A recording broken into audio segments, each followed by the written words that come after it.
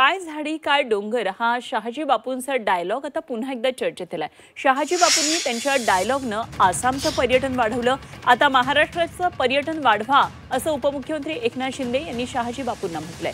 तसंच शहाजी बापूंना महाराष्ट्राच्या पर्यटनाचा ब्रँड अँबॅसेडर बनवा असं मिश्किल विधानही शिंदेंनी केलंय। सांगलीच्या बोरगावमध्ये बैलगाडी शर्यतीच्या कार्यक्रमात त्यांनी हे विधान केलं। शहाजी बापूच्या डायलॉगने आसामचं पर्यटन वाढलं, आसामचं, पण ते महाराष्ट्राचं वाढवा। आता महाराष्ट्राचा शंभूराज देसाई इथं आहे।